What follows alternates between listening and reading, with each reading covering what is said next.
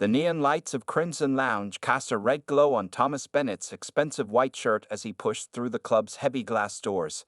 At 23 years old, the mayor's son was used to getting his way in every bar and club in the city. But tonight was different. Tonight, everything was falling apart. Inside the club, his girlfriend Rachel's words still rang in his ears. "You're nothing but a spoiled rich boy who's never worked for anything in his life." The truth in her statement hurt more than the breakup itself. Thomas had stumbled to the bar after their fight, ordering drink after drink until the bartender finally cut him off at 2 a.m. Now, as he stood on the sidewalk, the cool night air hit his face.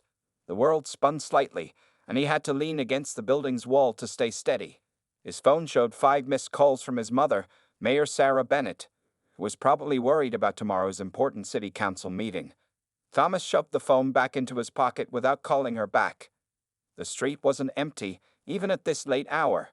A few partygoers walked past him, some giving him curious looks. They probably recognized him from the local news. Thomas didn't care. He pushed himself off the wall and tried to walk toward his parked car, his expensive leather shoes scuffing against the concrete. "Sir, are you planning to drive tonight?" The voice came from behind him. Thomas turned around too quickly, almost losing his balance. Officer James Rodriguez stood there, his police cruiser parked nearby with its lights off. The officer was in his full uniform, badge gleaming under the streetlights. He was a tall man with kind brown eyes and a steady voice that carried natural authority. "I'm fine," Thomas slurred, fishing for his car keys. "Do you know who I am?" Officer Rodriguez took a step closer, his face showing genuine concern rather than confrontation. "Yes, sir, I know you're Mayor Bennett's son. That's exactly why I think you should call a ride. I'd be happy to help you contact someone." Something in the officer's calm, almost fatherly tone made Thomas's blood boil. All his life, people had treated him differently because of who his mother was.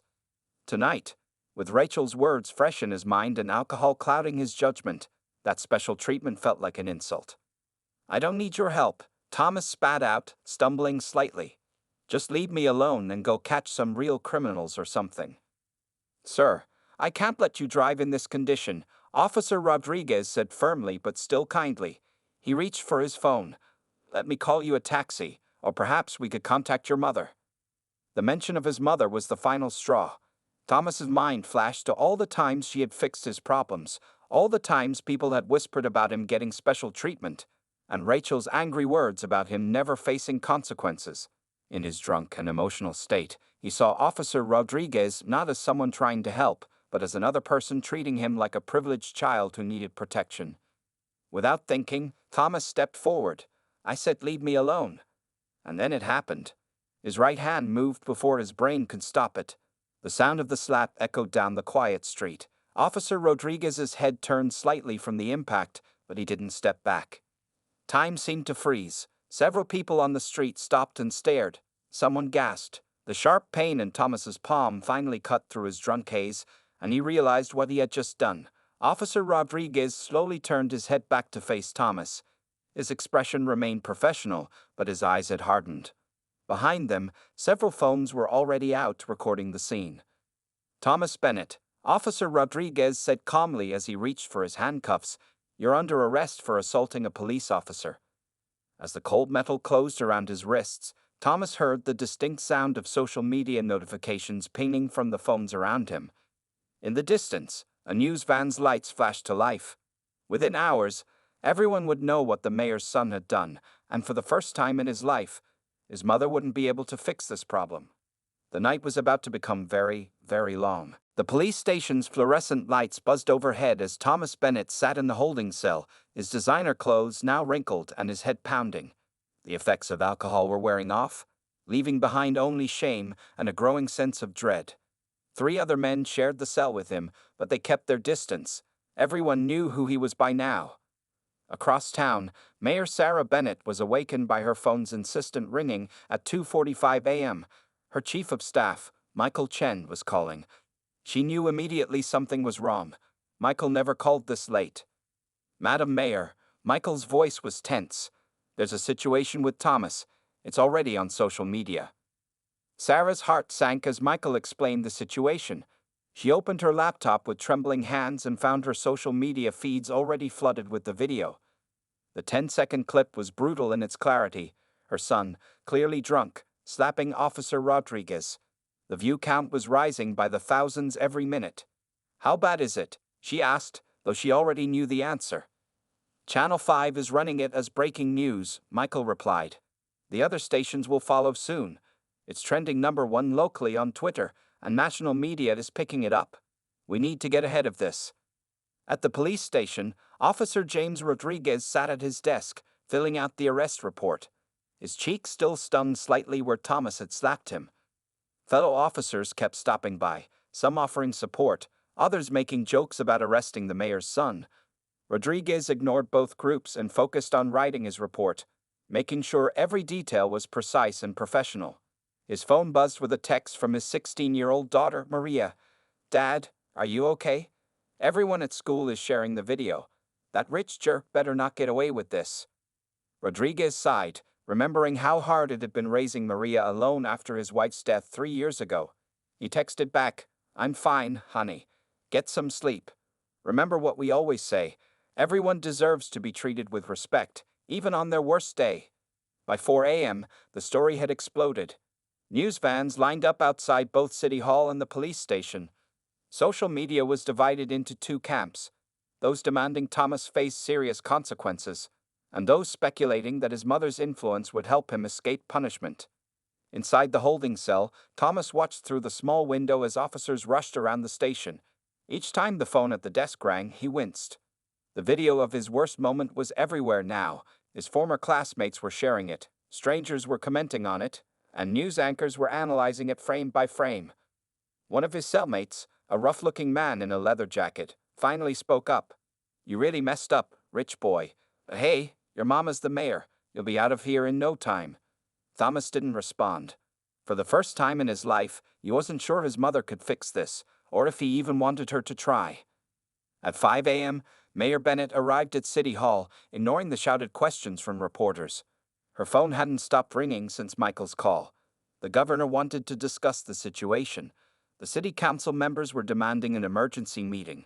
The police chief had called twice. Inside her office, she found her PR team already assembled, looking tired but ready. They had prepared 3 different statements for her to review. But as Sarah read through them, she realized none of them felt right. This wasn't just a political crisis to manage. This was her son's life at a crossroads. Back at the station, Officer Rodriguez finished his report just as his shift was ending. As he gathered his things, the police chief called him into his office. "The mayor's office wants to know if he'll be pressing additional charges," the chief said carefully. Rodriguez thought about his daughter's text, about his years on the force, about the young man sitting in the holding cell. "No additional charges," he said finally. "But I won't be dropping the existing ones either. The law has to be the same for everyone."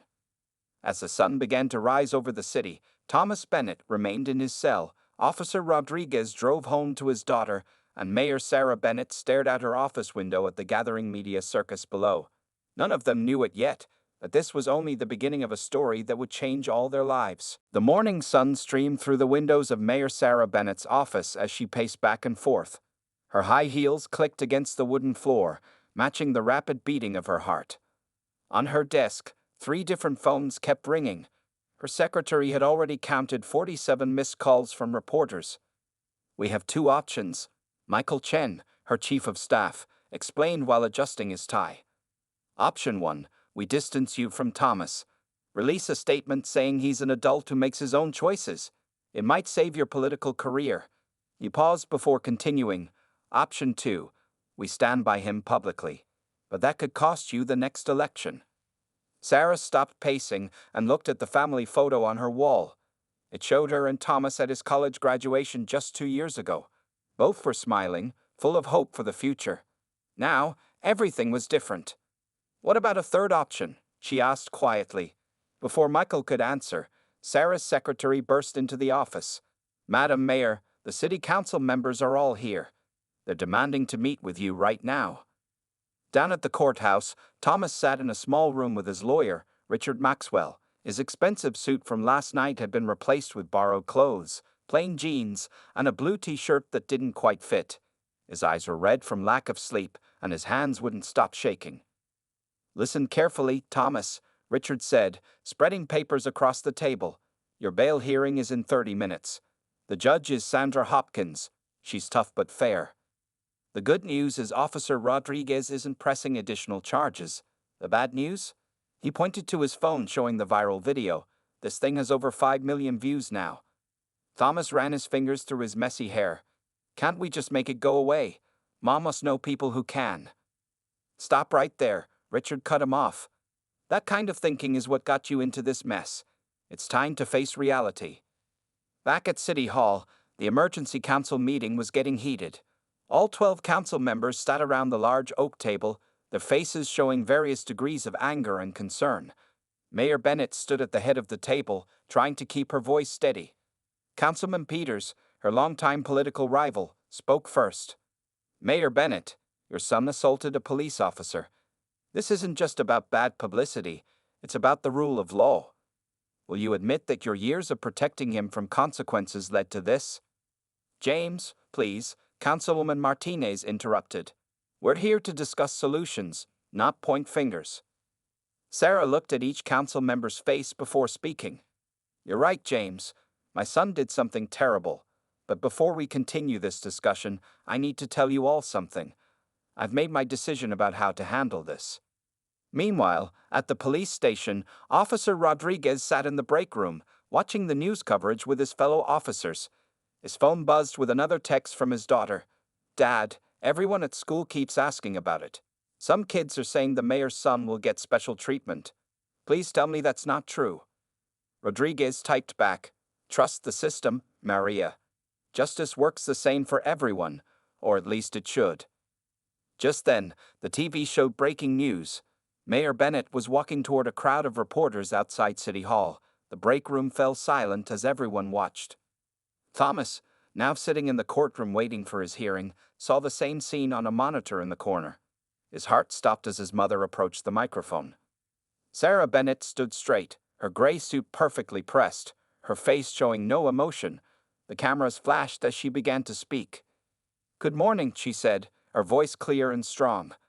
"I stand before you not just as the mayor of this city, but as a mother who has failed. My son Thomas made a terrible choice last night, and now he must face the consequences of his actions. I will not be using my position to influence this case in any way." In the courtroom, Thomas felt tears forming in his eyes. In the police break room, Officer Rodriguez nodded slowly. At City Hall, the council members watched in stunned silence. Sarah continued, "I love my son, but I also love this city. And I believe that true love means allowing those we care about to face their mistakes and grow from them. Thomas will receive the same treatment as any other citizen, no more, no less." As she finished speaking, all 3 phones on her office desk finally stopped ringing. The real test was just beginning. Maria Rodriguez sat in her high school cafeteria, trying to ignore the whispers around her. Being Officer Rodriguez's daughter had never been easy, but today was different. On every phone screen, she could see the video of Thomas Bennett slapping her father. She picked at her lunch, no longer hungry. "Hey, isn't that your dad?" A freshman boy called out loudly from the next table, holding up his phone. Man, he should have hit that rich kid back. Maria grabbed her backpack and left the cafeteria quickly, her eyes burning with tears. In the bathroom, she pulled out her phone and typed another message to her father. "Everyone's talking about it. I hate him for what he did to you, Dad." Meanwhile, Officer James Rodriguez was dealing with his own sudden fame. As he walked through the police station, reporters shouted questions through the windows. His fellow officers treated him differently too, some with extra respect, others with curious looks. "Rodriguez, the chief wants to see you," called out Officer Chen from the front desk. In the chief's office, James found not only the police chief but also 2 news reporters from Channel 5. The chief smiled warmly. "James, these reporters are doing a story about you. They've discovered some interesting things about your background." James shifted uncomfortably in his chair. He never liked being the center of attention. The female reporter leaned forward with her notebook. "Officer Rodriguez, our research shows you're a decorated military veteran, Bronze Star recipient, and you've been running a youth mentorship program for troubled teens for the past 5 years?" "Yes." James answered simply. But I'd rather not. And, the male reporter cut in, you've been raising your daughter alone since your wife passed away 3 years ago. That must be challenging. James thought about Maria's text messages and sighed. Listen, I appreciate your interest, but this isn't about me. I'm just doing my job. Across town, the story was taking an unexpected turn. People had started digging into Officer Rodriguez's past, and social media was falling in love with him. Videos of him playing basketball with kids from his youth program started circulating. An old news clip showed him receiving an award for saving a family from a house fire last year. Outside Lincoln High School, Maria walked alone after the final bell rang. Her best friend Jenny ran to catch up with her. Maria, wait. Have you seen this? Jenny showed her phone, displaying a Facebook post. Your dad's trending. People are calling him a hero for how he handled the mayor's son. There's even a hashtag. Hashtag Bellica Rodriguez. Maria looked at the post. There was a photo of her father at last year's community cleanup day, helping an elderly woman with her groceries. The comments were filled with praise and support. Back at the station, James tried to focus on his paperwork, but his mind kept drifting to 5 years ago when he started the youth mentorship program. It began after he caught a teenager stealing from a convenience store. Instead of arresting him, James had talked to him, learned about his troubled home life, and helped him find a better path. Now, that same teenager was in college on a scholarship. The program had grown to help dozens of other kids since then. James believed everyone deserved a chance to change, even those who made serious mistakes. His phone buzzed again. This time it wasn't Maria, but his elderly mother. Mijo, you're all over the news. But why didn't you tell me about the mayor's son? Are you really okay? James smiled at his mother's concern. He started typing a response when Officer Chen appeared at his desk again. Hey Rodriguez, you won't believe this. Thomas Bennett's asking to meet with you. Says he wants to apologize in person. James looked at the pile of papers on his desk, then at Maria's text messages, and finally at the photo of his late wife on his desk. Carmen would have known exactly what to do. She always said that forgiveness was not about the other person, it was about freeing yourself. Tell them I'll meet with him, James said quietly. Everyone deserves a chance to make things right. As he said these words, his phone buzzed one more time. It was Maria again. Dad, I'm sorry about my angry texts. You always tell me to be better than hate. Can you pick me up after school? I need to talk. James smiled. Maybe some good could come from this situation after all. He grabbed his keys and headed for the door, leaving the stack of interview requests on his desk untouched. The small meeting room at the police station felt even smaller as Thomas Bennett sat waiting. His hands were sweaty, and he kept wiping them on his jeans. The clock on the wall showed 3:30 p.m., and Officer Rodriguez would arrive any minute. This wasn't a required meeting. Thomas had asked for it himself, surprising everyone, including his lawyer. Outside the room, Officer Rodriguez took a deep breath. His daughter Maria stood next to him, squeezing his hand. After their talk yesterday, she had asked to come along. I want to understand, Dad, she had said. You always tell me that hate is too heavy to carry. The door opened, and both Rodriguez and Maria walked in. Thomas stood up quickly, almost knocking over his chair. He had expected to see Officer Rodriguez, but the presence of a teenage girl caught him off guard. Mr. Bennett, Officer Rodriguez said calmly, this is my daughter Maria. She asked to be here today. Is that okay with you? Thomas nodded, his throat feeling dry. Yes, sir, and please call me Thomas. They'd all sat down at the small round table. The silence felt heavy until Thomas finally spoke, his voice shaking slightly. I've never done anything like this before, he started. I mean, I've apologized to people, but never for something this serious. I've been watching the news, learning about you, Officer Rodriguez. About your service to the country, your work with troubled kids, and, he paused, looking at Maria, about losing your wife. Maria's eyes widened slightly. She hadn't expected this conversation. Officer Rodriguez remained quiet, letting Thomas continue. The young man's hands were trembling as he spoke. The night I slapped you, I was angry about my own problems. My girlfriend had just told me I was spoiled and never faced real challenges. She was right. But when I saw the news about you raising Maria alone, running a youth program while working full-time, serving this community, I realized how small my problems were. Maria watched her father's face carefully. She knew that look. He was listening with his heart, just like he did with the kids in his program. Sir, Thomas continued, I know saying sorry isn't enough, but I want you to know that I understand now. That slap wasn't just about you. It was about disrespecting everything you stand for. Your service, your work, your dedication to helping others. Officer Rodriguez leaned forward slightly. Thomas, can I ask you something? What do you want to do with your life? The question caught Thomas off guard. I don't know. I've never really thought about it. I guess I always assumed I'd work in city administration because of my mom. That's not what I asked, Rodriguez said gently. I asked what you want to do. Thomas looked down at his hands. Honestly, sometimes I watch those kids you work with, playing basketball, getting help with homework. I was thinking, maybe I could help? Not just to make up for what I did, but because it seems meaningful. Maria, who had been quiet until now, suddenly spoke up. Dad helps kids who everyone else has given up on, kids who've made mistakes. Would you be willing to be one of those kids, Thomas? The room fell silent. Thomas looked at Maria, surprised by her wisdom. Officer Rodriguez smiled proudly at his daughter. Maria's right, Rodriguez said. Everyone deserves a second chance, but second chances aren't given. They're earned. Are you ready to earn yours? Thomas straightened in his chair. For the first time since that terrible night, he felt something new. Hope. Yes, sir, I'll do whatever it takes. Officer Rodriguez stood up and extended his hand. Then let's start over.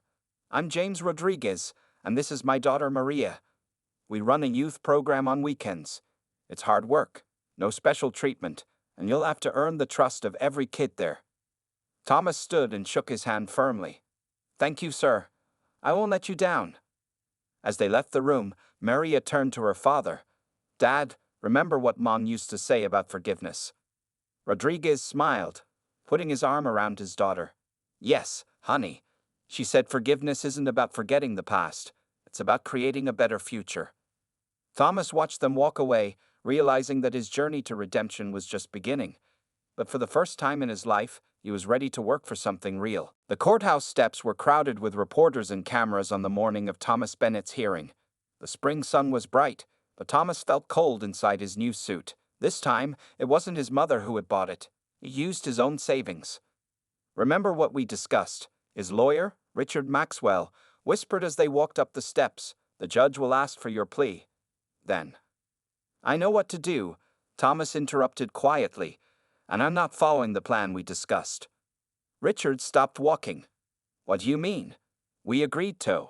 No, Thomas said firmly. I've made my decision. Inside the courtroom, Mayor Sarah Bennett sat in the back row. She had dressed simply today, wearing a plain blue dress instead of her usual power suits.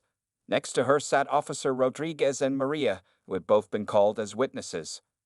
Judge Sandra Hopkins entered the courtroom, and everyone stood. She was known for being strict but fair. As she looked at the papers in front of her, the room fell silent. Case number 2847, the State versus Thomas Bennett, she announced. Mr. Bennett, please step forward. Thomas walked to the front, his footsteps echoing in the quiet room. Through the corner of his eye, he could see reporters scribbling in their notebooks. Mr. Bennett, you are charged with assaulting a police officer. How do you plead? Richard Maxwell stepped forward, ready to speak, but Thomas put his hand up to stop him. The lawyer's eyes widened in surprise. Your Honor, Thomas said clearly, before I enter my plea, may I say something? Judge Hopkins studied him for a moment, then nodded. Proceed. Thomas turned to face the courtroom. His mother sat straighter, worried about what he might say. Officer Rodriguez watched calmly, while Maria held her father's hand. All my life, Thomas began, his voice shaking slightly, I've had people fix my problems. When I got in trouble at school, when I crashed my car, when I failed classes, someone always made it go away. I never had to face the consequences of my actions. He paused, taking a deep breath. The night I slapped Officer Rodriguez, I was drunk, but that's not an excuse. I did it because I was angry at being treated like a privileged person who needed special care. The irony is, that's exactly what I was. Judge Hopkins leaned forward, listening intently. Your Honor, I'm guilty. Not just of assaulting an officer, but of thinking I was above the law. I don't want my lawyer to make deals. I don't want reduced charges. I want the maximum community service hours possible. A murmur ran through the courtroom.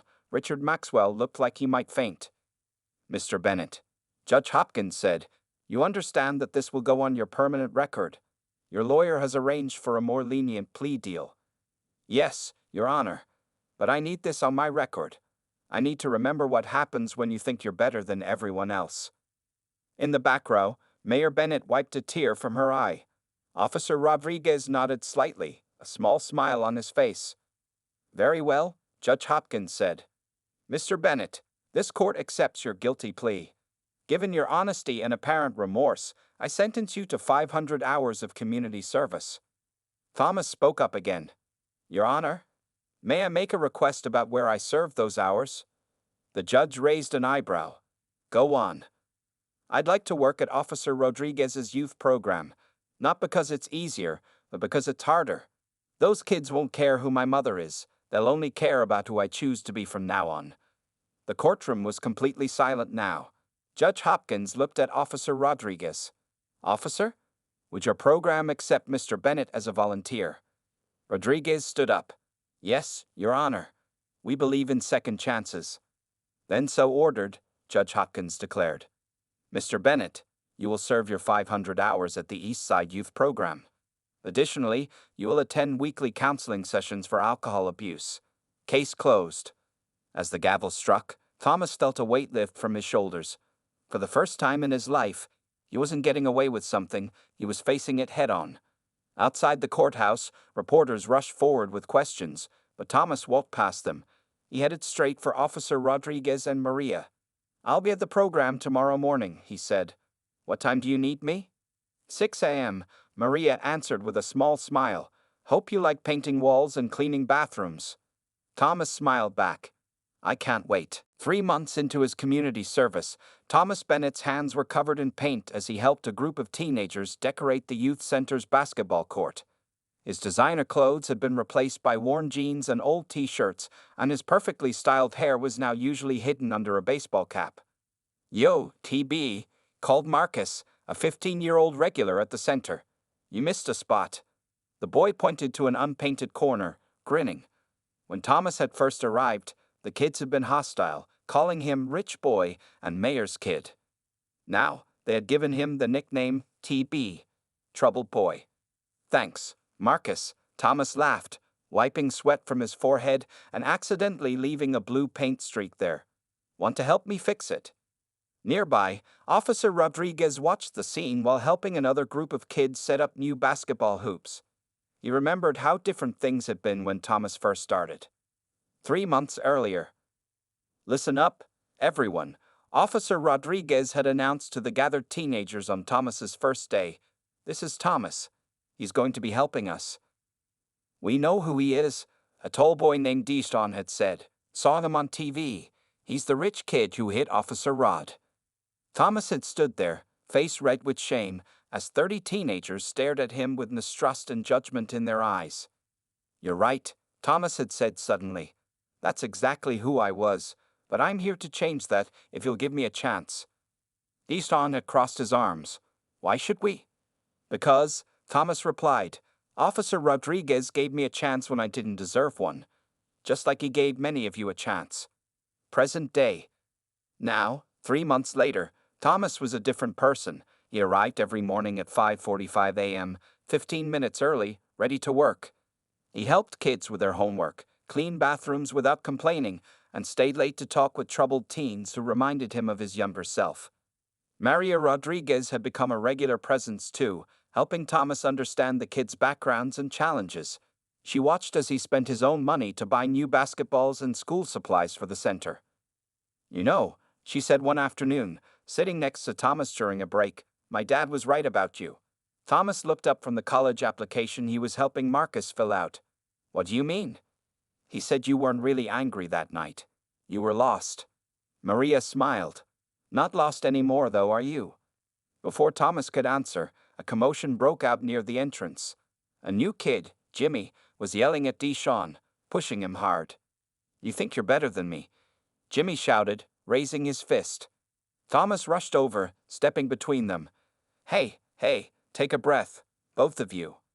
Stay out of this, rich boy, Jimmy spat. Thomas didn't move. You know what?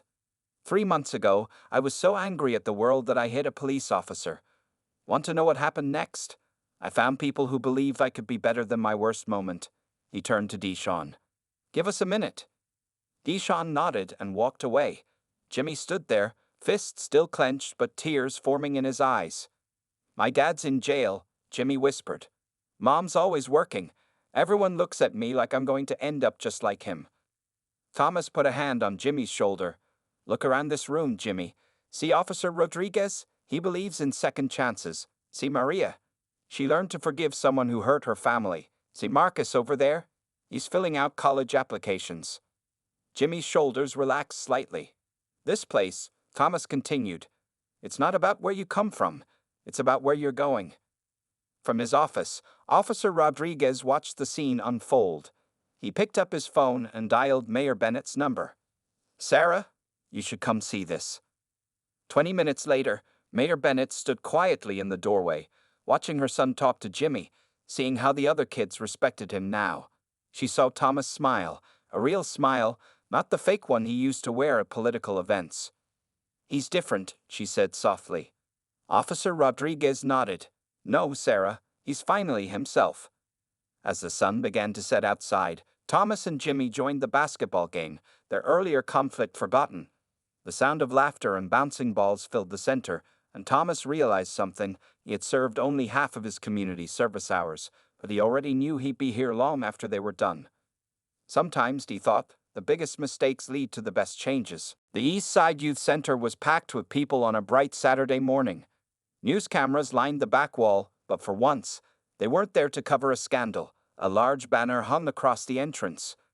Grand opening, new computer lab and study center.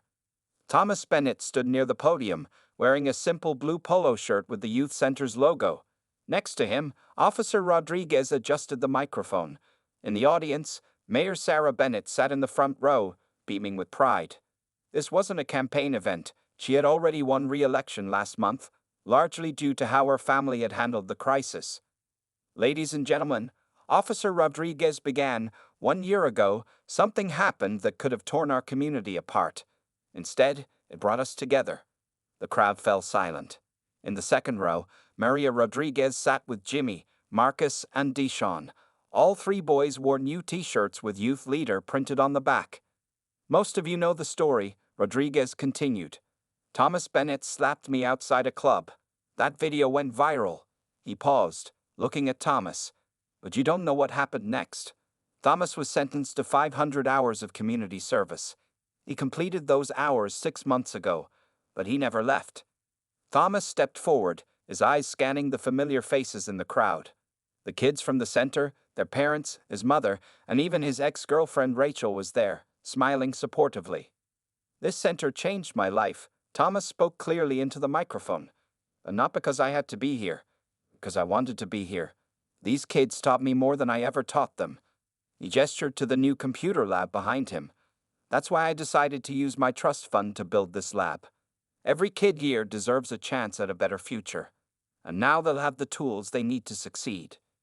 In the audience, Jimmy wiped a tear from his eye.